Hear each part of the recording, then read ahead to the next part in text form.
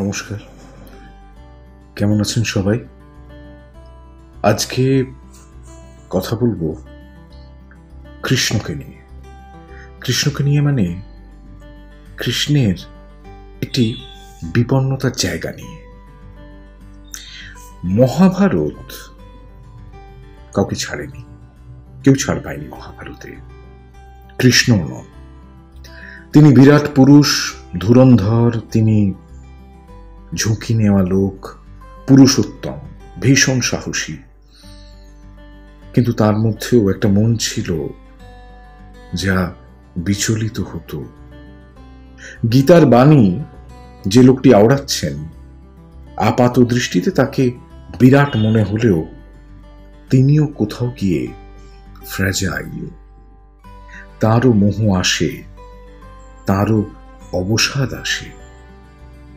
আর মহাভারতের কাজই তো সবাইকে নগ্নতার দিকে ঠেলে দেওয়া। এখন যে ঘটনার কথা উল্লেখ করব, এটা ঘটছে যুধিষ্ঠিরের রাজস্ব যজ্ঞকে কেন্দ্র করে। রাজস্ব যজ্ঞতে শিশুপালকে বধ করলেন কৃষ্ণ। এই খবরে আনর্ত দেশের সৌভপতি শাল্য আক্রমণ করলেন দ্বারকা, এবং তখন কিন্তু কৃষ্ণ ইন্দ্রপ্রস্থে।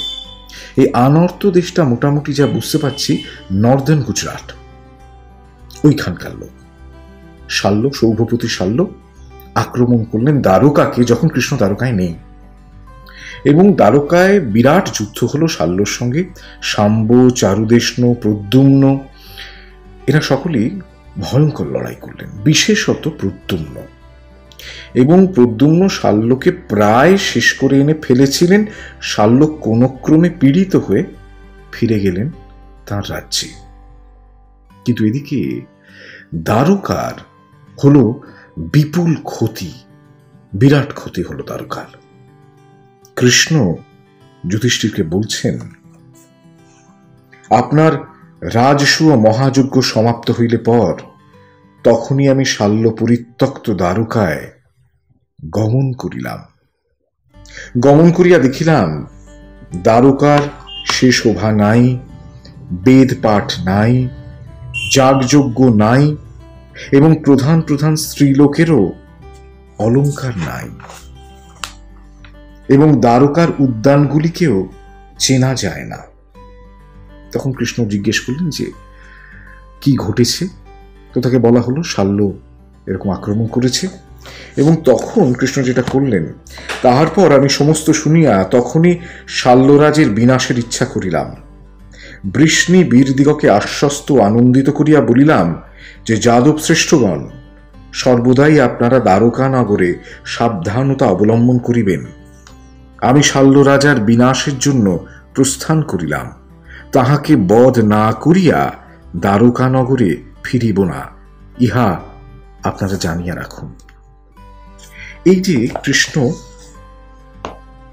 চলেছেন আনর্ত দেশে শাল্যর সঙ্গে যুদ্ধ করতে। শাল্যর সঙ্গে কৃষ্ণের তুমুল যুদ্ধ হলো, এত যুদ্ধ যে কৃষ্ণ বলছেন তখন দিন রাত্রি ও দিকের কিছুই বোঝা যাচ্ছিল না। আমার ভ্রম উপস্থিত হলো। এই প্রথম একটা কথা কৃষ্ণ ব্যবহার করছেন, আমার ভ্রম উপস্থিত হলো। এত যুদ্ধ হচ্ছে যে স্বয়ং কৃষ্ণের ভ্রম হচ্ছে, দিন না রাত তিনি বুঝতে পারছেন না। এদিকে এই ভয়ঙ্কর যুদ্ধের মধ্যে ঘটল একটি আশ্চর্য ঘটনা। কি ঘটল? এই যুদ্ধ যখন চলছে তখন উগ্রসেনের এক ভৃত্য দ্বারকাবাসী, দ্বারকা থেকে এসছে, বিষণ্ণ লোক কৃষ্ণের কাছে রথের নিকটে এলো এবং এসে অবসন্ন কণ্ঠে প্রণয়বশতই উগ্রসেনের কথা বলল এবং বলল, তুমি যুদ্ধে ব্যাপৃত রহিয়াছ। এ অবস্থায় শাল্য দ্বারকায় গিয়ে বলপূর্বক বসুদেবকে বধ করেছে। তুমি এখানে যুদ্ধ করছো, ওদিকে বসুদেবকে বধ করেছে। অতএব কৃষ্ণ, আর যুদ্ধের প্রয়োজন নেই, তুমি ফিরে এসো, দ্বারকায় রক্ষা করো, এটাই তোমার প্রধান কাজ। এইবারে এই কথাটা বলার পর কৃষ্ণের কিরকম রিয়াকশন হচ্ছে দেখুন। আমি সেই লোকটার এই কথা শুনিয়া অত্যন্ত দুঃখিত হইয়া কর্তব্য বা অকর্তব্যের নিশ্চয় বুঝিতে পারিলাম না। কি করতে হবে বুঝতে পারলাম না। আমি সেই গুরুতর অপ্রিয় সংবাদ শুনিয়া মহারথ সাত্যকী বলরাম ও প্রদ্যুম্নকে মনে মনে নিন্দা করিলাম, কারণ আমি দ্বারকা ও পিতৃদেবের রক্ষার ভার তাদের উপরেই ছেড়ে এসেছি। এবার শত্রুহন্তা মহাবাহু বলরাম, সাত্যকী, প্রদ্যুম্ন, চারুদেষ্ণ এরা বেঁচে আছেন তো? শাম্ব বেঁচে আছে তো? এই ভেবে আমি অত্যন্ত বিষণ্ণ চিত্ত হলাম, কারণ এরা জীবিত থাকতে কোনোভাবেই স্বয়ং ইন্দ্র গিয়েও বসুদেবের কিছু করতে পারবে না। সুতরাং কৃষ্ণের মনে হলো যে বসুদেব নিহত হয়েছেন এবং নিশ্চয়ই বলরাম প্রভৃতিও মরিয়া গিয়াছেন, এবং আমি অনবরত সেই সর্বনাশের বিষয় চিন্তা করিতে থাকিয়া অত্যন্ত বিহ্বল হইয়া আবার শাল্যের সহিত যুদ্ধ আরম্ভ করিলাম। ভাবুন, কৃষ্ণ বিমর্ষ হয়ে যাচ্ছে, অবসন্ন হয়ে যাচ্ছে, অবসাদ আসছে, তার ভয় করছে। এইবারে হঠাৎ এই ভয় থেকে, এই অবসাদ থেকে, এই বিষণ্ণতা থেকে কৃষ্ণের মতো লোকের যেটা শুরু হলো তা হলো হ্যালুসিনেশন। তিনি হ্যালুসিনেট করতে শুরু করলেন। তিনি কি দেখছেন? তাহার পর দেখিলাম আমার পিতা বসুদেব সৌভ বিমান হইতে পড়িয়া যাইতেছেন, তখন আমার মোহ উপস্থিত হইল। উনি দেখছেন ওর বাবা পড়ে যাচ্ছেন সৌভ বিমান থেকে। স্বর্গ হইতে ভূতলে পড়িবার সময় ক্ষীণপূর্ণ যজাতি রাজার অবস্থান ন্যায় সৌভ হইতে পড়িবার সময় আমার পিতৃদেবের অবস্থা হইয়াছিল। এবং কি হলো তারপর? এটা দেখার ফলে এই যে হ্যালুসিনেট উনি করছেন, এরপরে কি হচ্ছে? আমার হস্ত হইতে শৃঙ্গ নির্মিত শ্রেষ্ঠ ধনু পতিত হইল, ধনুক পড়ে গেল, এবং আমি মোহপ্রাপ্ত হয়ে রথের উপরে বসে পড়লুম যুদ্ধ পরিত্যাগ করে। হ্যালুসিনেট করছেন, বাবা পড়ে যাচ্ছে এবং সেটা দেখতে পাচ্ছেন। দেখে ধনুক ফেলে দিলেন, রথের উপরে বসে পড়ছেন। কে? না কৃষ্ণ, সেই কৃষ্ণ। তখন আমার সমস্ত সৈন্যই আমাকে অচেতন প্রায় এবং মৃতের ন্যায় হইয়া রথে থাকিতে দেখিয়া হাহাকার করিতে লাগিলেন। কৃষ্ণের সেনারা হাহাকার করছেন এবং বলছে যে উনি দেখছেন, হ্যালুসিনেট করছেন যে পিতৃদেব পতিত হচ্ছেন, সেই অবস্থাতেও শূল ও পট্টিস্থারী অসুরেরা তাহাকে গুরুতর আঘাত করিতে থাকিয়া আমার হৃদয়কে কম্পিত করিল। তীব্র হ্যালুসিনেশন। কিন্তু এরপরেই পর মুহূর্তেই আমি সংজ্ঞালাভ করিয়া সেই মহাযুদ্ধ মধ্যে সৌভ বিমানকে, শত্রু শাল্যকে এবং বৃদ্ধ পিতাকে সেখানে দেখিতে পাইলাম না। একবার দেখতে পাচ্ছেন, একবার পাচ্ছেন না, হ্যালুসিনেট করছেন। বাবার মৃত্যুর খবর পেয়ে কৃষ্ণের মধ্যে কিন্তু সেই সংযম, সেই দৃঢ়তা নেই। তার হৃদয় কোমল হয়ে গেছে। সন্তান তার পিতার কথা চিন্তা করছে, তিনি একেবারে ফ্র্যাজাইল, তিনি হ্যালুসিনেট করছেন। এবং উনি বলছেন, আমার মনে হইল ইহা নিশ্চয়ই মায়া।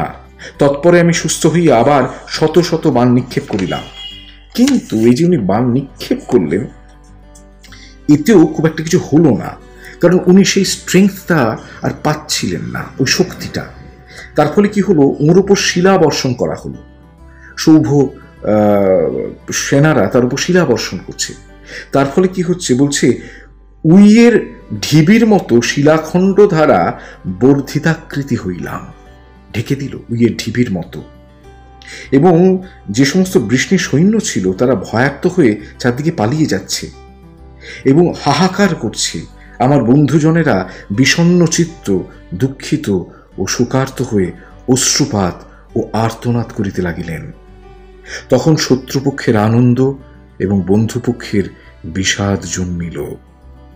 আর পরে আমি শুনিয়াছিলাম যে শাল্য রাজা আমাকে জয় করিয়াছেন। কৃষ্ণের এই অবস্থা, তিনি তাকে শিলাস্তূপের তলায় তিনি চাপা পড়ে গেছেন। তিনি তাকে হাহাকার করছে, বন্ধুরা কাঁদছে। এইবারে অদ্ভুত একটা ঘটনা ঘটে। কৃষ্ণের যে সারথি দারুক, হঠাৎ কৃষ্ণকে বলে যে, কৃষ্ণ, আজ আপনি শাল্যের প্রতি কোমল ব্যবহার এবং উহার সহিত সখিত্ব পরিত্যাগ করুন, শাল্যকে বধ করুন, উহাকে জীবিত রাখিবেন না। দারুকের মনে হচ্ছে কৃষ্ণ যথেষ্ট যুদ্ধ করছেন না এবং বলছেন, আপনি যেন আর বিলম্ব না করেন, আপনি ইহাকে কোমল ব্যবহারে বশীভূত করিতে পারিবেন না, ইনি আপনার সখাও নহেন। মানে কৃষ্ণর মধ্যে কোমলতা দেখা দিচ্ছে, যুদ্ধক্ষেত্রে কৃষ্ণর মধ্যে কোমলতা দেখা দিচ্ছে। দারুক বলছে, যিনি আপনার সহিত যুদ্ধ করিতেছেন এবং দ্বারকা নগরীটাকে বিধ্বস্ত করিয়াছেন, ইত্যাদিরূপ সারথীর বাক্য শুনিয়া এবং ইহাই যথার্থ কথা এইরূপ ধারণা করিয়া আমি শাল্যকে বধ করিবার জন্য এবং সৌভ বিমানকে বিনষ্ট করিবার জন্য কঠোর যুদ্ধের ইচ্ছা করিলাম। এইবারে কৃষ্ণ কঠোর হচ্ছেন। কঠোর হয়ে তিনি কি করছেন? তিনি সুদর্শন চক্র ছুঁড়লেন এবং আলটিমেটলি শাল্য দ্বিখণ্ডিত হয়ে গেল, শাল্য মারা গেল। এই যে ঘটনাটি, এই ঘটনাটি খুব অদ্ভুত ঘটনা এবং এই ঘটনাটি যেন কুরুক্ষেত্রের যুদ্ধকে অ্যান্টিসিপেট করছে। আনর্ত দেশের যুদ্ধে দেখুন, রথী কৃষ্ণ অবসন্ন তাকে উপদেশ দিচ্ছেন তার সারথী দারুক, আর কুরুক্ষেত্রের যুদ্ধে রথী অর্জুন অবসন্ন তাকে উপদেশ দিচ্ছেন সারথী কৃষ্ণ। এই ঘটনাটি আমাকে অবাক করে, কারণ এটা আমাদের দেখায় যে কৃষ্ণের মতো লোকেরও উপদেশ লাগে, তিনি পুরুষোত্তম হলেও লাগে। আশ্চর্য না? এটা মহাভারত। অনেকটা বলে ফেললুম, আর কথা বাড়াবো না, এখানে শেষ করছি। আপনারা সকলে ভালো থাকুন।